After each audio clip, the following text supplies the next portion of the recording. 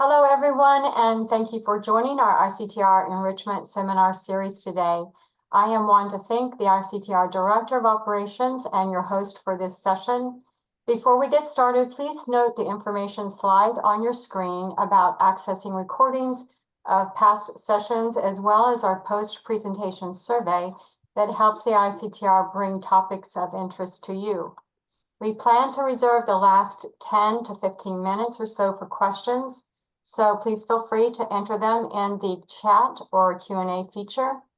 So with that, I would like to introduce our guest speaker today, Dr. Alan Schuldiner.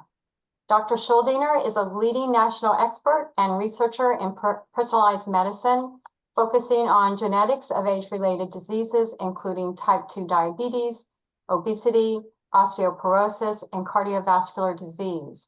He is best known for his studies involving Old Order Amish, a homogeneous population ideal for genetic studies. However, it is his key role as co-leader of the ICTR-led My Healthy Maryland Precision Medicine Research Program that brings him here today.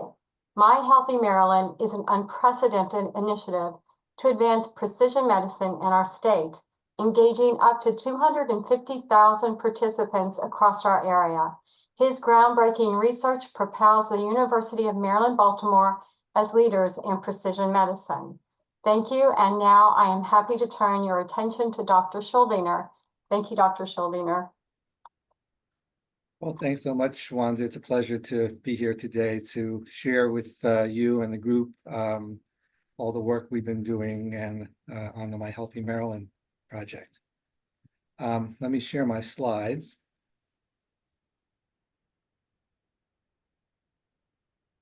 Okay.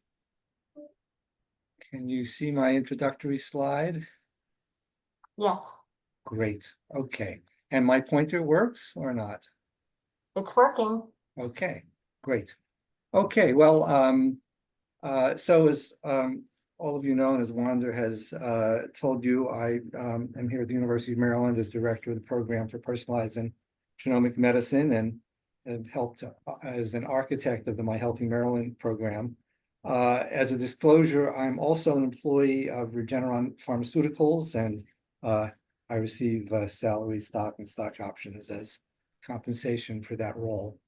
So today, I thought before introducing the My Healthy Maryland project, I would zoom out a little bit and say a few words about the promise of precision medicine, because I think that unless we all understand the why of My Healthy Maryland, I don't think we'll fully appreciate why we want to go through the efforts to create a program and initiative of the scale that I'll soon describe.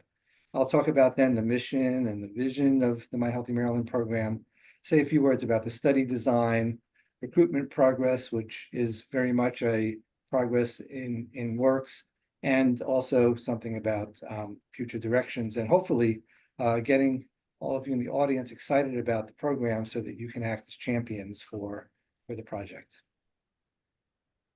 So a lot of people ask me, what is precision medicine? And certainly I have a nice slide here that describes what precision medicine is. But I thought I would let President Obama describe to you what precision medicine actually is.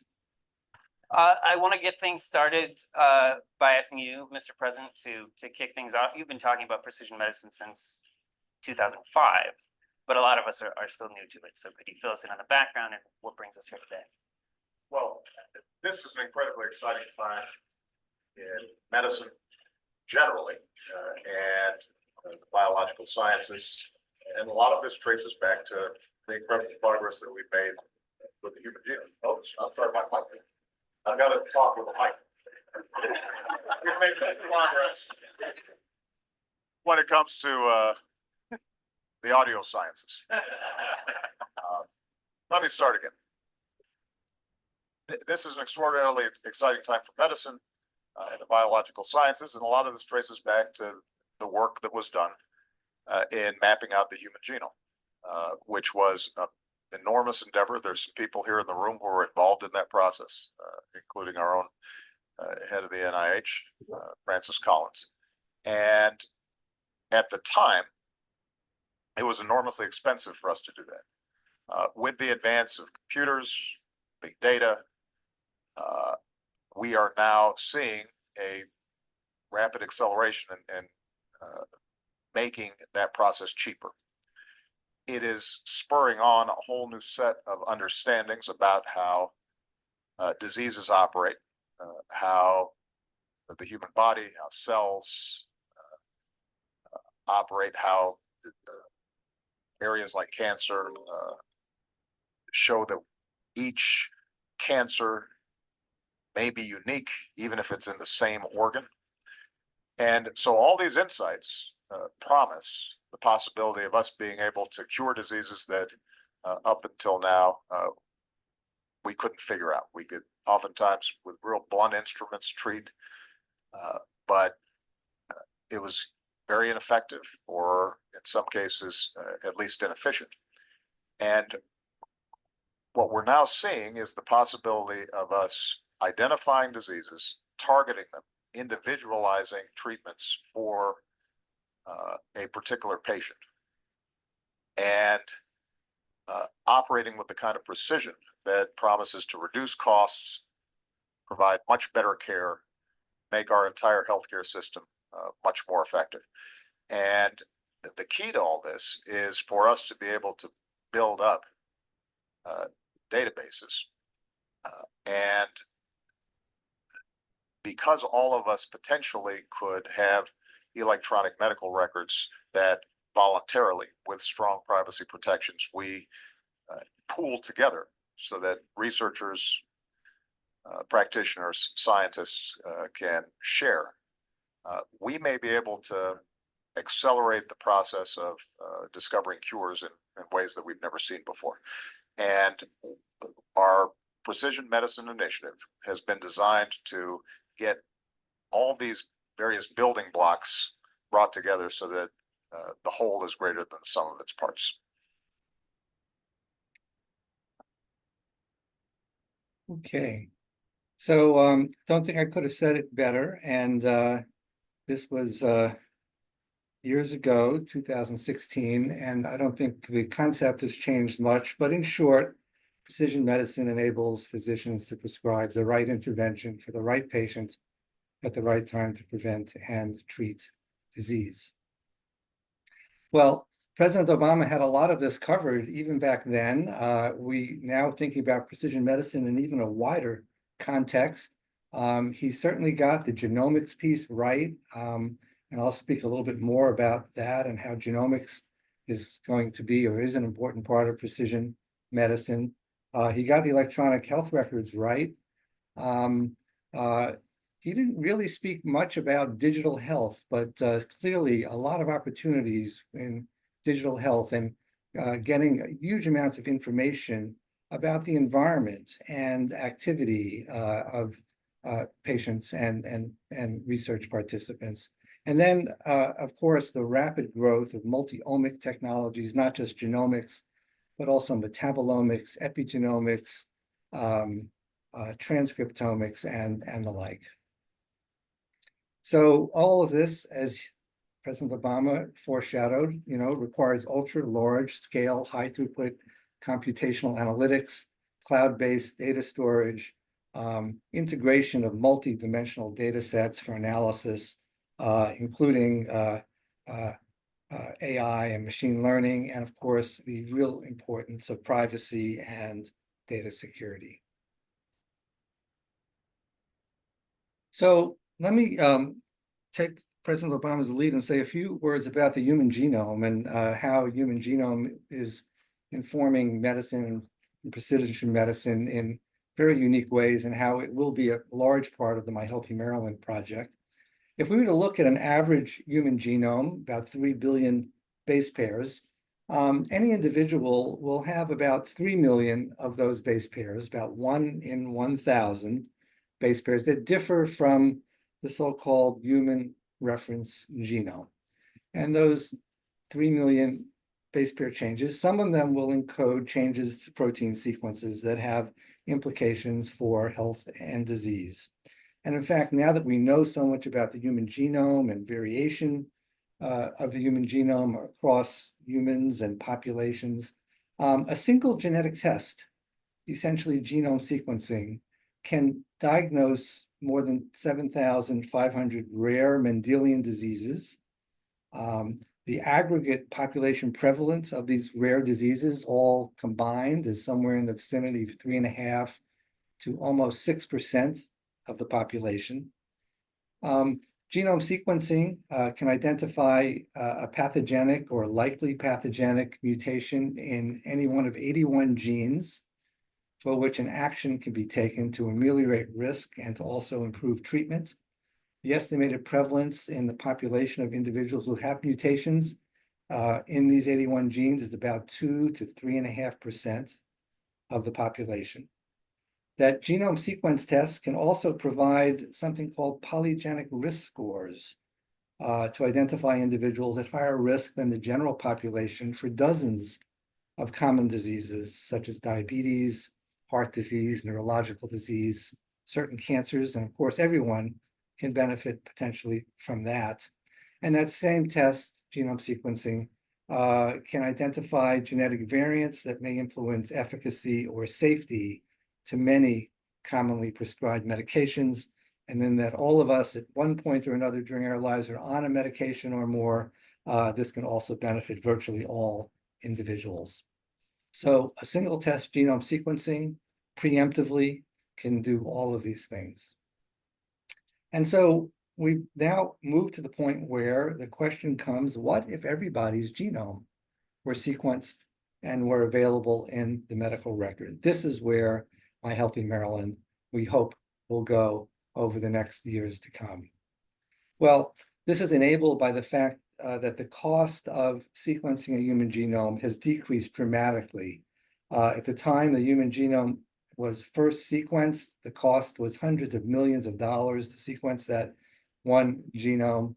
And now the costs have come down to less than $1,000, essentially less than the cost of a CAT scan or an MRI to sequence an individual's entire genome.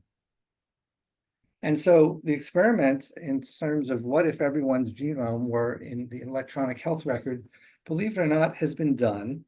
And it's been done at the Geisinger Health. Over 2.5 million patients in central Pennsylvania.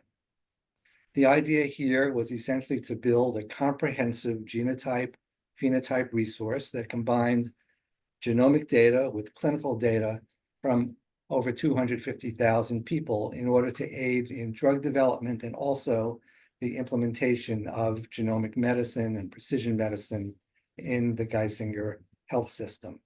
This was a collaboration between Geisinger and Regeneron, the Regeneron Genetics Center. The recruitment in terms of the MyCode Discover cohort started actually about 15 years ago.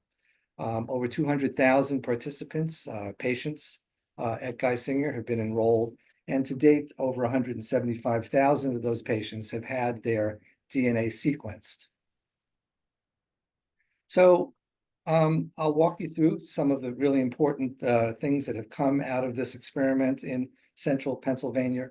For one thing, as I've told you, the ability to discover new therapeutic targets for diseases of unmet clinical need is enabled by sequencing of large numbers of patients linked to electronic health records. And the example I'm going to give you here is that of non-alcoholic fatty liver disease, also known as metabolic dysfunction-associated steatotic liver disease. It's the leading cause of adult chronic liver disease and cirrhosis in westernized countries.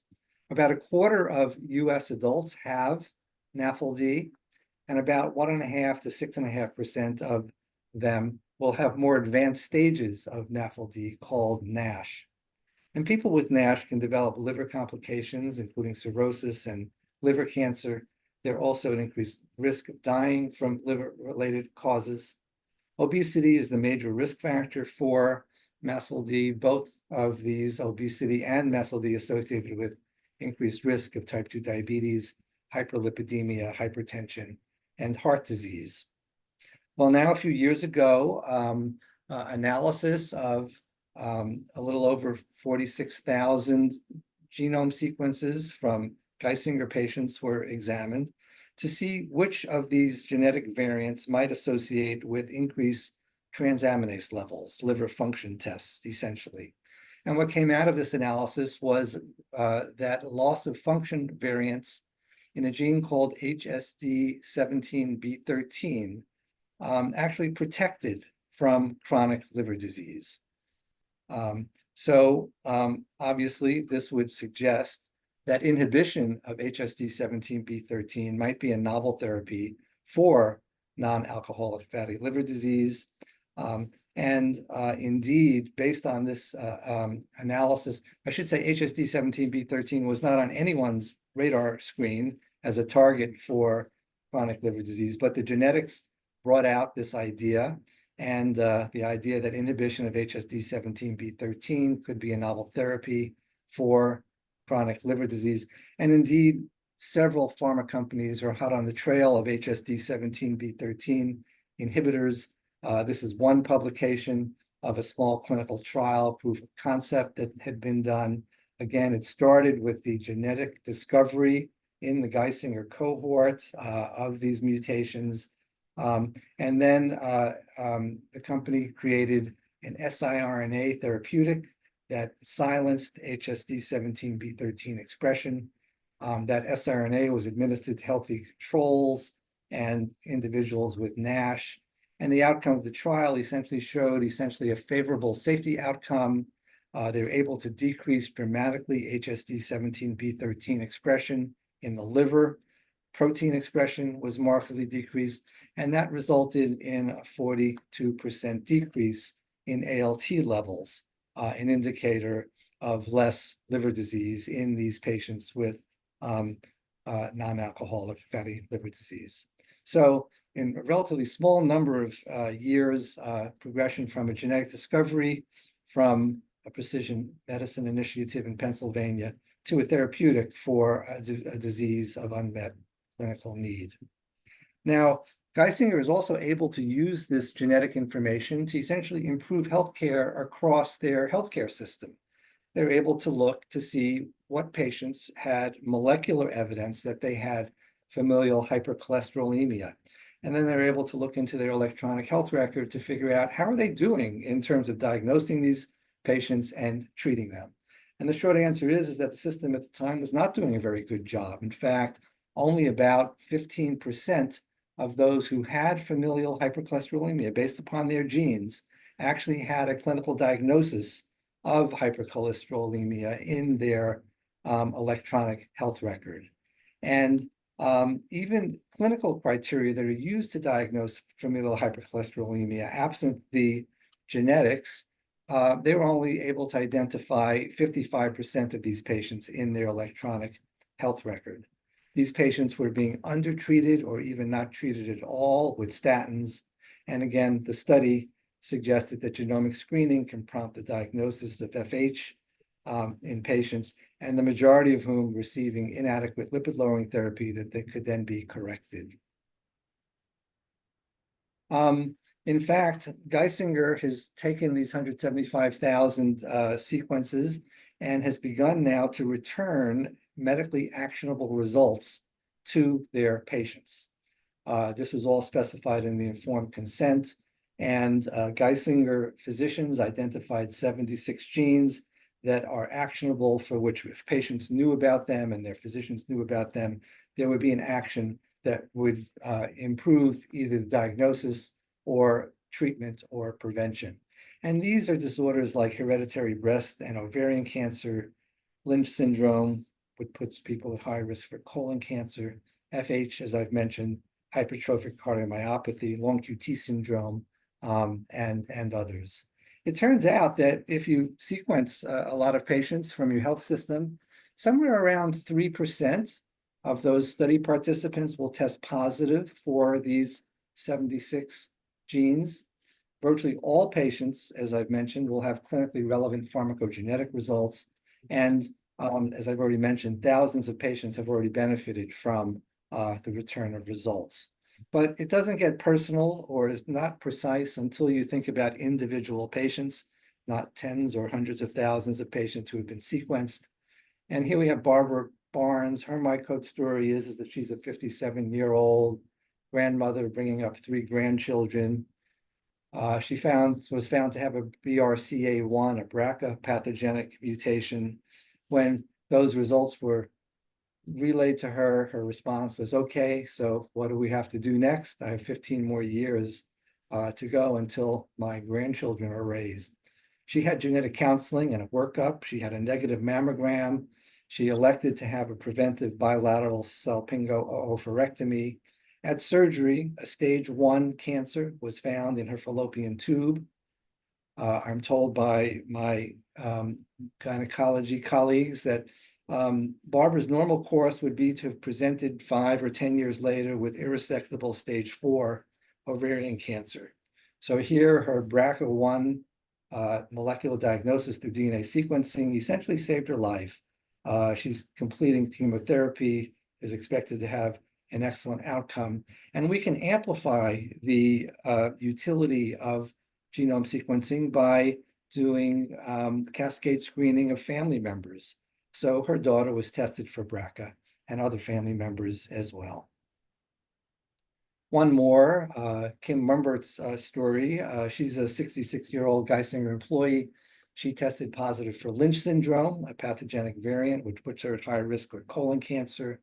She obtained genetic counseling, and she's going to have more frequent colonoscopies, and also 2 of her children in their 20s will be screened.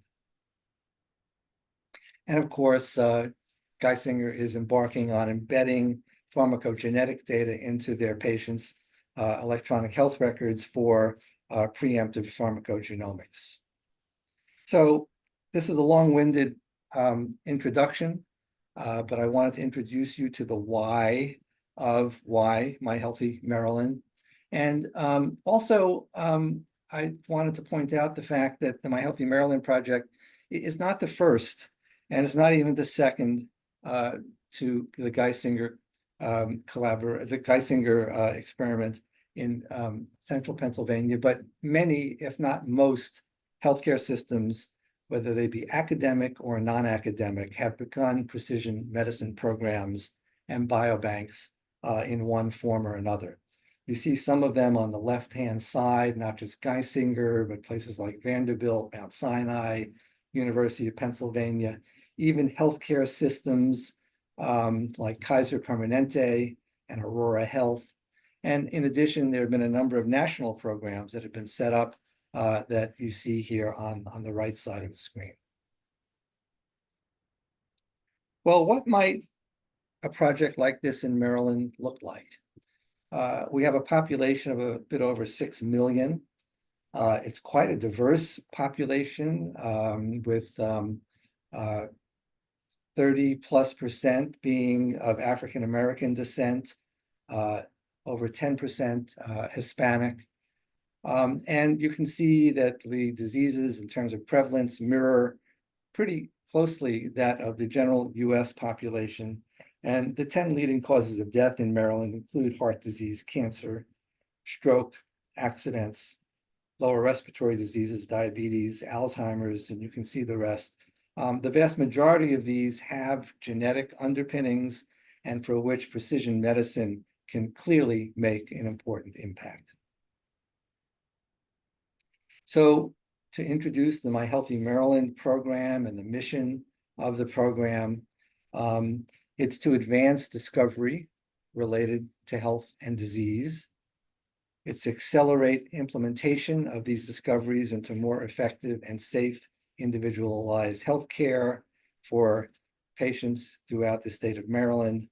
And it's to maximize the value of healthcare delivery in Maryland and beyond. Big mission, but actually quite simple. These are the people that have been working diligently over the last several years to organize and implement the My Healthy Maryland program. The program is PI'd by Dr. Stephen Davis. I serve as a senior director, and Stephanie Ashley is the program director, doing the vast majority of the work in getting My Healthy Maryland implemented and optimized. And we have a small staff as well of clinical research coordinators. So it's a statewide initiative, not just a University of Maryland initiative. Our goal is to recruit at least 250,000 participants from throughout the state of Maryland. The program is agnostic to disease or phenotype. We are obtaining broad consent for research and data sharing. We have consent for recontact of these individuals for future research and opportunities to receive back individual results. So this is going to be essentially a living laboratory of over 250,000 participants who we plan to engage for research today and for decades to come. Health information will be obtained from self-administered surveys, electronic health records, released directly from health systems, as well as our health exchange, statewide health exchange called CRISP, and we'll also be obtaining biological samples. Recruitment is going to begin right here in the faculty practice and UMMC patients. Then subsequent recruitment will expand to include our other UMMS hospital sites throughout Maryland and other health systems as well, including Hopkins, and we hope potentially as well LifeBridge Health and MedStar and Kaiser. So schematically, this is kind of what it looks like. As I've already mentioned, the My Healthy Maryland Precision Medicine Program will essentially gather huge amounts of information from the electronic health record. In addition, other health, digital health resources such as CRISP and claims and pharmacy data. We have the University of Maryland Medicine Biorepository that I'll say a few more words about that will house the biological specimens, and through clinical informatics, use of those biospecimens for genetics and genomics, potentially the application of mobile technologies to better understand the environment and its role in health and disease.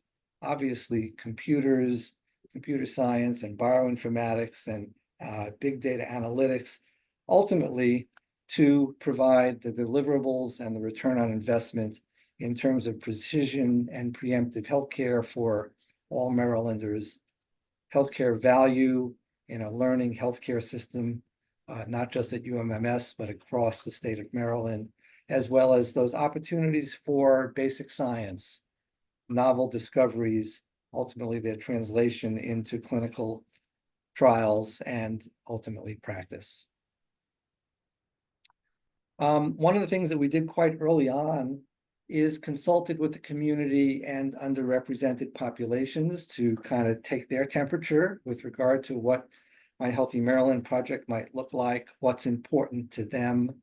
And we collaborated with the ICTR Patients Program and conducted some focus groups in the West Baltimore community. We learned a number of lessons, and the lessons that they're teaching us are ongoing. But some of the key points is that community advisors made it clear that they don't want their communities to feel like they're singled out or being targeted for anything. It was also important that they said to create the right balance between use of technologies for recruitment and retention and for research, as well as that feeling of human touch in order to gain trust with the patients and with the community. We want to reach participants and populations with discomfort or limited access to digital technologies so that we really can have a My Healthy Maryland program that isn't truly representative of the state of Maryland. Meeting people where they are in the community, they gauge as being very important, again, to gain trust and inclusion. And we are getting ongoing input from the My Healthy Maryland Community Advisory Board with their sage advice. So in terms of scaling, you know, how are we going to recruit 250,000 individuals from across a huge demographic from inner city to rural populations on the Eastern Shore and Western Maryland? we realized quite quickly that scaling old-fashioned paper consent with face-to-face contact with a clinical research coordinator was just not going to be possible. And we began to engage and think a lot about digital research platforms as one of the solutions for scaling a project such as this. And we formed a partnership with Vibrant Health, located in Northern Virginia. They are really the digital research architects of the National All of Us program. And we've been able to work very closely and productively with Vibrant Health to put together a digital research platform for the My Healthy Maryland program. It includes recruitment and outreach. As I've already mentioned, one approach does not fit all. We want to meet people where they are. That includes people with access to technology who can enroll on their mobile phones or their PCs at home. But we also wanted to approach people who had less access to and technical aptitude for uses of digital technologies. We implemented, with Vibrant's help, an e-consent, critical importance for participants so they can understand the goals of the study and how their data will be used and shared and protected. This, of course, is a really important first step to building trust with participants and the community. We can provide knowledge checks using multiple choice questions to ensure understanding. Availability of research coordinators for questions and assistance with enrollment if technical or other issues were to arise. The digital platform also provides the opportunity for data acquisition that can include pushing out self-reported surveys and, of course, marrying the electronic health record and other digital health data into the integrated data platform. We could use digital health for longitudinal participant engagement and in the future recontact. We could do that using things like pushing out snap polls, newsletters, ultimately return of results. And we're very impressed with Vibrant's sensitivity and details, attention to details for data privacy and data security, which is built into the digital health platform.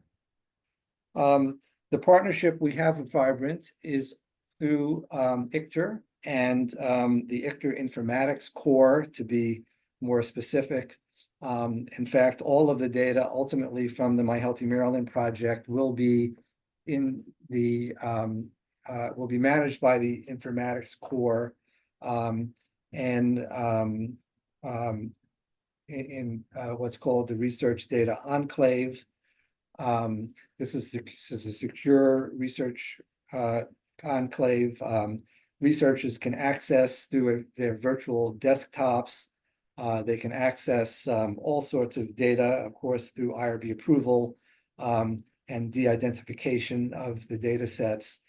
This is all under the Microsoft Azure cloud environment.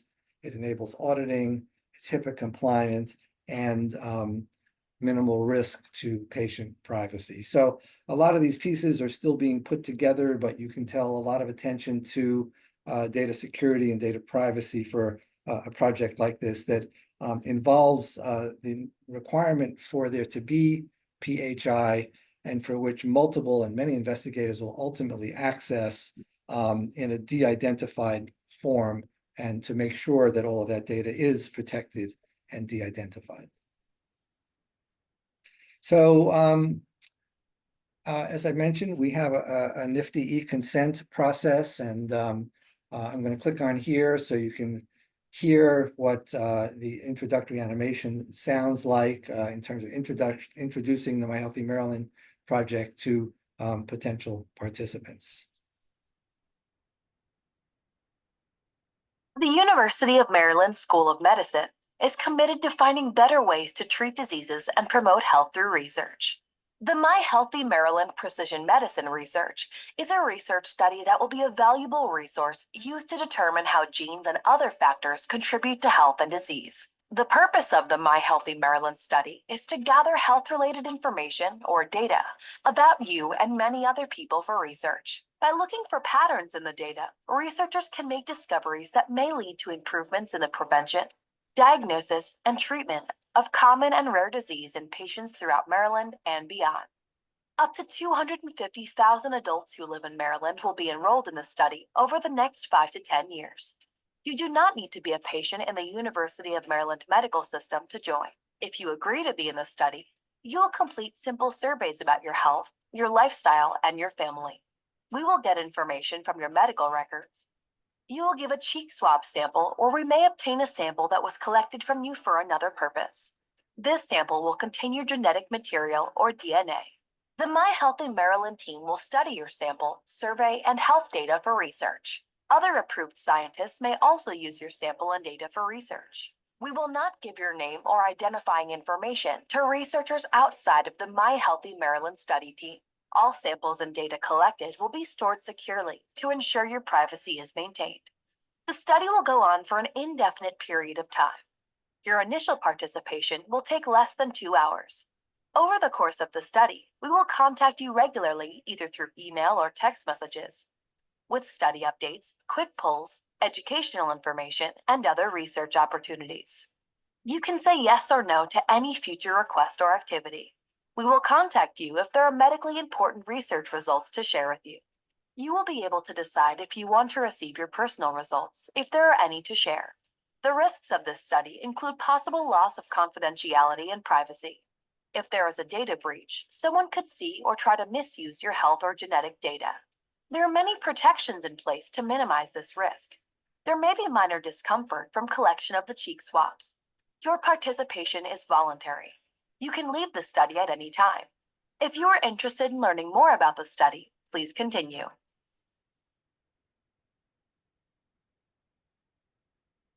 So that's the introduction, and you can see that we have very broad consent to perform research on both the information and the biospecimens that are collected.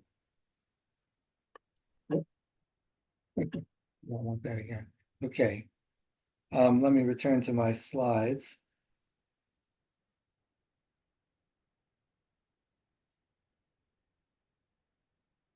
Okay. So I think that introduction was essentially everything that I need to say about the My Healthy Maryland project. It includes, as I said, digitally on a mobile phone or PC or iPad, the ability to perform consent. The participant can fill out online surveys, the basic demographics, overall health history, personal medical history, care provider information, and family history. Also, through the digital platform, participants can share their electronic health record data themselves, or we can go straight to their healthcare providers to get their health information.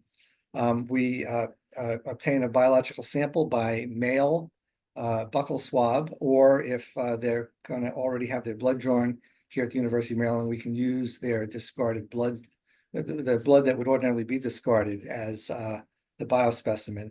And we can also push out quick polls if we want to know something quickly to engage participants. Want to know how often they're exercising, whether anyone in the house has had a flu in the last several days, et cetera, and essentially instantaneously get information back from tens, if not hundreds of thousands of individuals across the state of Maryland. And we also can have online training at our learning center. I mentioned CRISP. CRISP is the Chesapeake Regional Information Systems for our patients. It's a statewide health information exchange. Not only does it have electronic health record data, but it has a lot of other health-related data that we will obtain from CRISP and will merge into our database for research.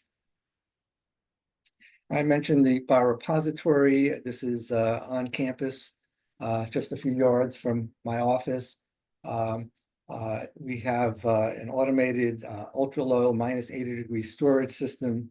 It will automatically, with robotics, store and retrieve biospecimens up to 900,000 of them. And we also have liquid handling for blood processing, DNA isolation, aliquoting, and the like. So these are all the pieces that are being put together to essentially constitute the My Healthy Maryland Precision Medicine Initiative. I think I've already touched upon all of them, so won't go through them in any detail on this slide in the interest of time, but a lot of moving parts, a lot of things that need to come together for the success of the My Healthy Maryland project.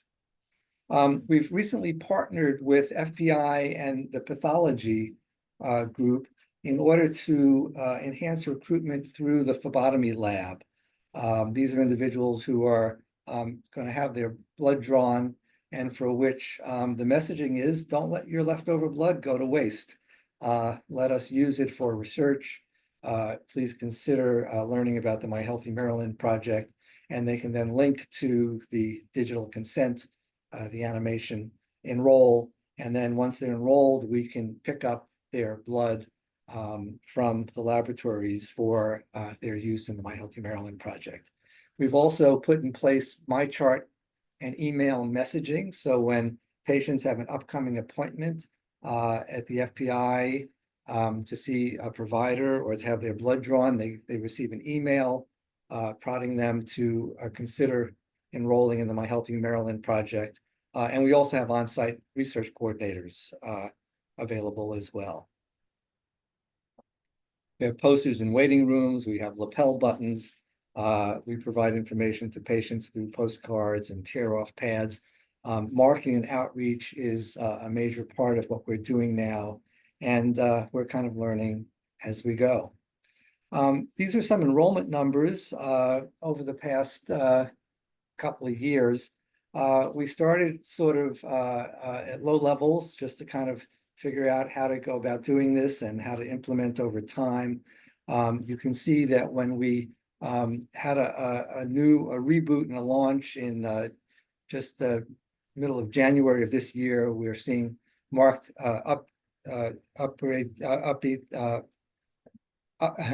increases in enrollment just beginning in January, and this is continuing.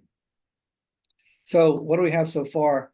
The predecessor of My Healthy Maryland was the MGen program. We had enrolled a bit over 3,000 participants. All of those participants gave a biospecimen, blood. This data set will be included in the My Healthy Maryland project. To date, we've enrolled, these numbers are about a month old, 851 participants. 64% of them have provided a biospecimen.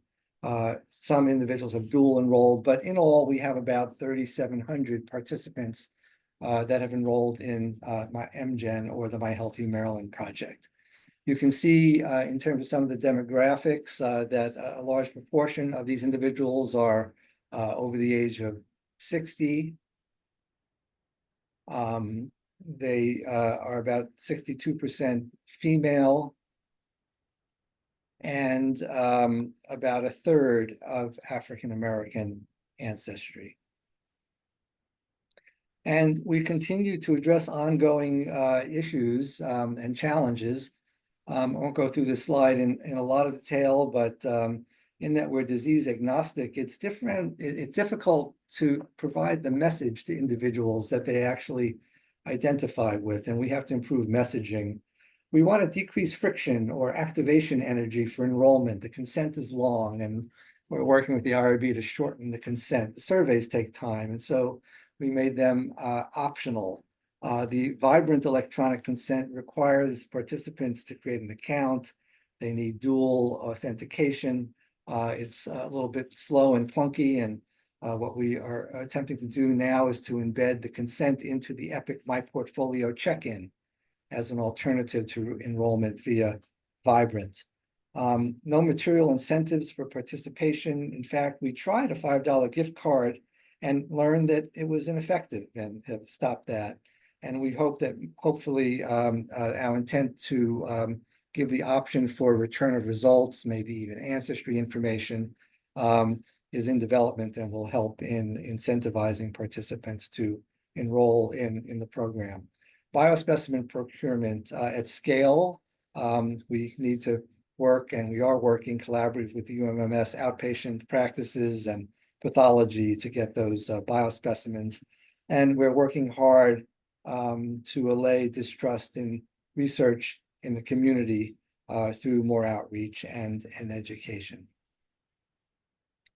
Ongoing efforts include scaling up recruitment, maintaining participant engagement, building out the informatics to connect together all of these disparate pieces of data so that they can be used seamlessly for research. We've been creating partnerships for advertising and recruitment.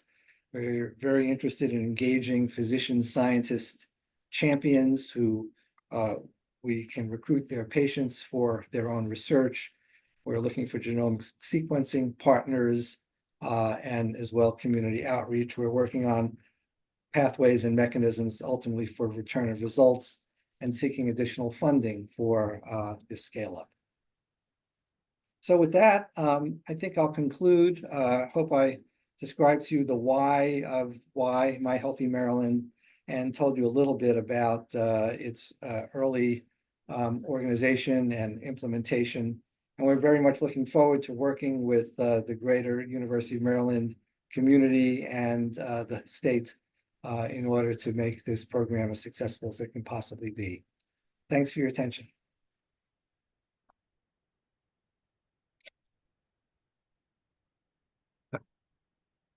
Thank you, Alan. That was beyond spectacular. Really, really phenomenal.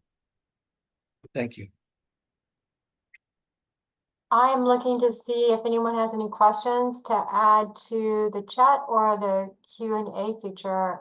At the moment, oops, there was one. Oh. So someone is asking, this is outstanding work. How can potential physician scientist champions get involved? Yes, well, you know, I used to say that the University of Maryland will not have the largest biobank in the world, but it will have the smartest biobank in the world. Now I can say we will have among the largest biobanks in the world, and we will also have the smartest biobanks in the world. And the smartest biobanks in the world are the ones that get used. And the way that we can make a smart biobank is actually engaging the physician scientists who are vested the most in recruiting their patients for their own research. And so we've begun to talk to these physician scientists that are seeing patients in their clinics and who very much would like to have their patients enrolled in research so that they and their like-minded physician scientists can tap into the resource in order to do the research, their own research. And of course, generate preliminary data for grant applications and the like. We would love you to contact me directly or Stephanie Ashley. I think well, you all have my email, but the email was also on the slide deck. Happy to share the slide deck as well. Maybe we can put it up on the ICTR website. Please contact us. We're also very interested in engaging across the state of Maryland, our University of Maryland School of Medicine, School of Pharmacy, School of Dentistry, et cetera, alumni. They're seeing patients across the state, and we would love to engage them to enroll their own patients. We have another question here. Sorry, I'm going back here. Will you reach rural areas of the state? We certainly do hope to reach rural areas of the state. For one thing, when we expand to the greater UMMS, there are healthcare providers throughout the state, including the Eastern Shore and to some extent, Western Maryland. We hope to be able to send out clinical research coordinators to events on the Eastern Shore and Western Maryland. So yes, we will make a concerted effort to make this a collection representative of our state. And we have another question. Who are the partnering institutions for omics analysis? These projects are, the omics analyses are essentially in planning stage. For genomics, there are a number of companies, both diagnostics and pharma and biotech, that have a lot of interest in partnering with institutions like ours that would have a resource for DNA sequencing. And of course, these biotech companies are very interested in utilizing the resource for novel gene discovery and identification of new therapeutic targets. I showed you that one example, which was a collaboration between Geisinger and Regeneron. Other companies as well are quite interested in tapping into the resource. Diagnostic companies, of course, as well. So we're open to various opportunities to collaborate with industry. I'm adding the study website in the chat if anyone is interested in sharing that with your colleagues or patients. I believe that Stephanie also has registered My Healthy Maryland with Research Match this morning and has already received quite a list of interested volunteers. So hopefully there'll be a nice uptick in the recruitment enrollment for this project. Does anyone else have any questions? Oh, here's another one. Have you reached out to the other facilities? We haven't quite reached out to the UMS facility yet. You know, we want to make sure that we have all of the major pieces together and are in a more efficient state in terms of the consent and the recruitment. We also want to make sure that we can maintain an engaged research participant community. And until we have all those pieces together, we're kind of in slow release, so to speak, just on our Baltimore campus. But are very excited to scale up not only on our Baltimore campus, as well at Midtown and across and beyond. I see. How will My Healthy Maryland deal with incidence finding in clinic? Incidental findings, yes. Well, so this is the return of results side of things. We do have in the informed consent the opportunity to recontact research participants and patients. We have to put all of those pieces together, but the idea would be to recontact them with the opportunity to obtain this information. And if they elect to obtain this information, we then plug them into healthcare providers in our system to essentially provide them with that information and the appropriate follow-up. We have another question. Do you include any diseases from heart and brain? Yes, of course. This is a recruitment that is disease agnostic. We want to recruit across essentially all diseases. And for that matter, we are very interested in recruiting healthy people because we want to know, what keeps them healthy in order to prevent disease. So we're recruiting across all diseases and healthy individuals as well.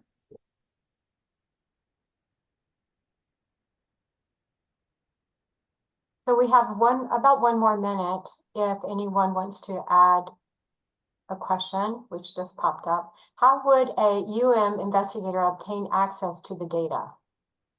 Also a work in progress, but the idea is ultimately to have all of this data in a centralized database. And then through what we call secondary research, the investigator would apply to the IRB for the project. Once and access to the data within the My Healthy Maryland data set. And then once that individual, that researcher got IRB approval, we would then be able to provide them access and provide them with a de-identified data set requested for their research. And we have time for just one more question that I see here. Will ICTR have, I'm sorry, in the case of Barbara with a BRCA1 mutation, would the data have predicted ovarian cancer? Well, yes, I think it would have predicted an increased risk for ovarian cancer, which would have provided the opportunity for increased surveillance. So BRCA is one of the genes that is well known to increase risk of breast and ovarian cancer. Often it's mutations in the gene are found after the fact, when a person with breast cancer presents and then they're tested and found to have a BRCA mutation. In this case, this was preemptive because of the Geisinger precision medicine program, and they were able to find Barbara's cancer at a much earlier stage than it would have ordinarily been diagnosed. And someone actually responded to her question that the BRCA1 disease causing variants have 11 to 17% risk of ovarian cancer. Lifetime, that's right.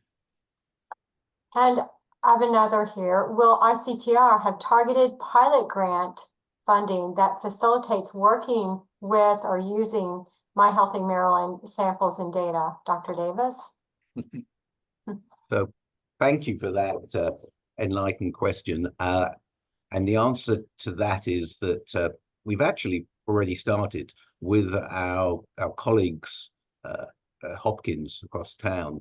There was the first joint pilot and feasibility competition, which did focus on existing data, and we plan to follow up.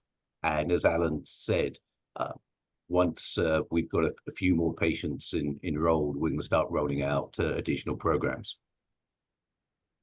And John Sorkin is asking, in order to plan a study, preliminary data may be needed. Will we be able to get this? Yeah, so again, in its planning stage, we will have a dashboard in which any investigator can tap into the dashboard and get aggregate information, aggregate data. To know, for example, how many individuals with type 2 diabetes do we have in our database? How many African Americans with chronic kidney disease do we have in our database? So that kind of aggregate preliminary data will not require IRB approval, and that information can be used, for pilot grants and preliminary data. Any further data that goes much deeper than that, they'd have to make a request for a query, and we would then be able to fulfill that query. And depending upon the depth of the data, it might require IRB approval or a waiver.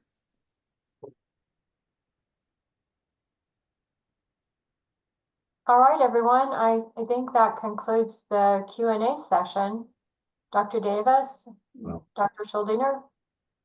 again, I want to thank Dr. Schuldiner for an absolutely masterly presentation. Really enjoyable, really informative, Alan. Thank you. And Wanda and Vonna, thank you for the infrastructure, and Wanda for skillfully emceeing yet another seminar. And thanks to everybody for tuning in. All right, everyone. Thanks so much for joining, and we'll see you next time. Take care.